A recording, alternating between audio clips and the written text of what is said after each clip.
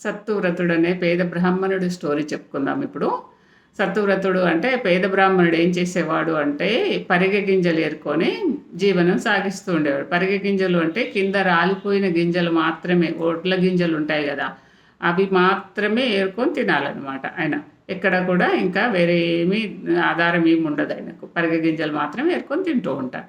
ఒకసారి వాళ్ళకు ఆ ఊరిలో ఆ రాజ్యంలో చాలా కరువు వచ్చింది. ఇంకా 4 రోజులు వాళ్ళకు ఫుడ్డే దొరకలేదు. ఒకరోజు ఏదో కొంచెం దొరుకుతాయి. కొంచెం దొరికితే ఆ కుటుంబం అంతా కలిసి ఆ కొద్దిగానే తినడం కోసము దాన్ని పిండి చేసి వండుకొని కొంచెం కొంచెం పెట్టుకుంటారు. నలుగురు తలా కొంచెమే పెట్టుకుంటారు. ఎందుకంటే చాలా లేదక్కడ. కొంచెమే ఉంది. ఆ కొద్దిగా పెట్టుకొని తిందామనే టైంకి ఒక బాటసారి వచ్చి భిక్షాందేహి అంటాడు. భిక్షాందేహి అనగానే అప్పుడు ఆ బ్రాహ్మణుడు అతన్ని సాదరంగా ఆహ్వానించేసి ఈ బ్రాహ్మణుడి ఫుడ్డు ఆయనకి ఇస్తాడు. బాటసారికి ఇచ్చేస్తాడు. అది ఆయనకు బాటసారి ఇంకా నాకు సరిపోలేదు అని చెప్తే ఆయన భార్య కూడా ఇస్తుంది, కొడుకు కూడా ఇస్తాడు, కోడలు కూడా ఇస్తుంది. నలుగురు ఫుడ్ కూడా ఇచ్చినా కూడా అప్పుడు చాలా సంతోషిస్తాడనమాట ఆ బాటసారి.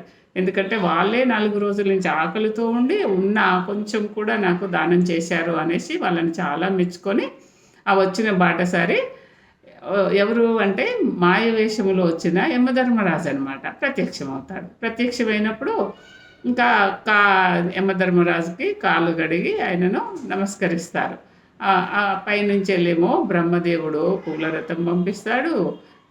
మన ఇంద్రుడేమో పువ్వుల వర్షం కురిపిస్తారు. వాళ్ళందరినీ స్వర్గలోకానికి ఆ వ్రతంలో ఎక్కించుకొని తీసుకెళ్తారనమాట.